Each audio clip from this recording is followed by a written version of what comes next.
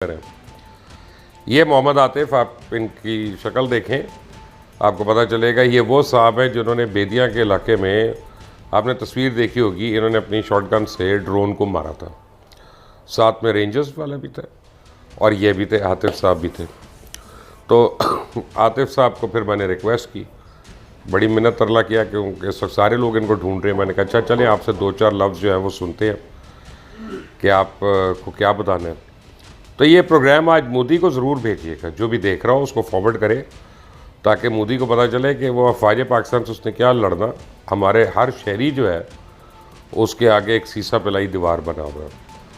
तो आतिफ साहब, अच्छा आतिफ साहब का एक इशू है, आतिफ साहब जो है वो सिर्फ सराइकी बोलते हैं, तो सराइकी की वजह से हो सकता है थोड़ी बहुत पंजाबी बोल लें बट बेसिकली उनकी ये एक लैंग्वेज हैंडीकैप है हमारे साथ।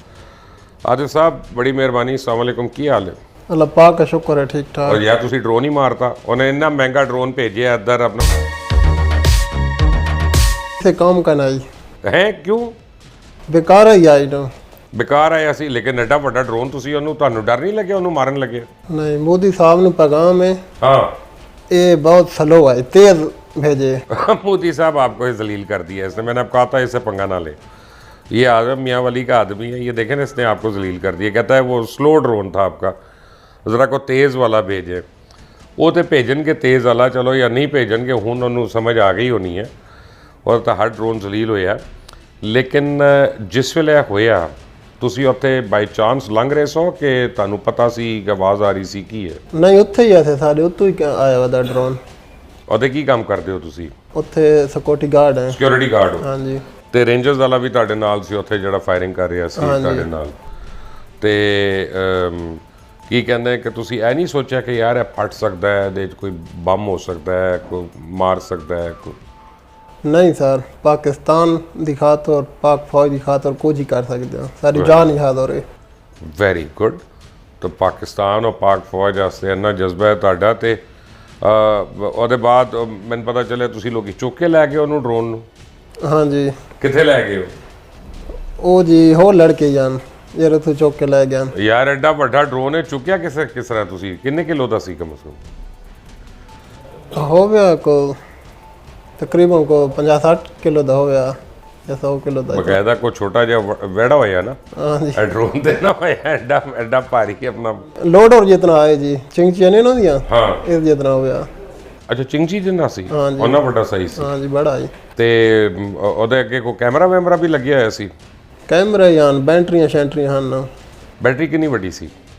बैटरी हो गया इतना हो गया। ਵਾਹ ਵਾਹ ਕੁਛ। हाँ जी। ਅੱਛਾ ਤੇ ਤੁਹਾਡੇ ਨਾਲ ਉਹ ਸਲੀਮ ਸਾਹਿਬ ਜਿਹੜੇ ਆਏ ਨੇ हाँ जी। ਉਹ ਮੈਨੂੰ ਦੱਸ ਰਹੇ ਨੇ ਕਿ ਜਨਾਬ ਉਹਦਾ ਕੈਮਰਾ ਬੜਾ ਖੌਫਨਾਕ ਸੀ ਕੋਈ? हाँ जी। ਵਾਹ ਵਾਹ ਕੁ ਸਾਈਜ਼ ਦਾ ਸੀ? ओ जी अवाम बहु आई ना टोटे टोटे कर के दे, कोई बैटरी चुकी वद है, कोई पर चुकी वद है। हाँ जी। नरेंद्र मोदी, तुम्हें शर्म करो, यानी पाक फौज से तुमने क्या लड़ना? तुम तो हमारे जीदार जवान से नहीं लड़ सकते जो वैसे ही वहाँ खड़ा था, उसने अपनी गन से तुम्हारे ड्रोन को फड़का के रख दिया। जितना बड़ा ड्रोन था, इतना भारी ड्रोन था। और उसके बरक्स जब इंडिया में ड्रोन गए थे तो न्यू दिल्ली में लोग भागते फिरे थे, कोई बस को लगा था जाके, कोई दरख्त से कूदा था, कोई छत से भी गिरे थे लोग आके डरते डरते कि ये हमें मार ना दे। तो फिर मुझे अभी ये इनके साथ जो है साहब, उन्होंने मुझे दिखाई है वीडियोस में, आपको शेयर करता हूँ कि लड़के खुद ही ड्रोन गिरा के उठा के लेके भी जा रहे हैं। और ये है लॉरी, ये है पाकिस्तानी, इनको नहीं समझा सकते आप, इनको नहीं डरा सकते नरेंद्र मोदी साहब। ये तकरीरें आप जो वहाँ कर रही हैं ना, वो यहाँ इन लोगों पे कोई असर नहीं करती।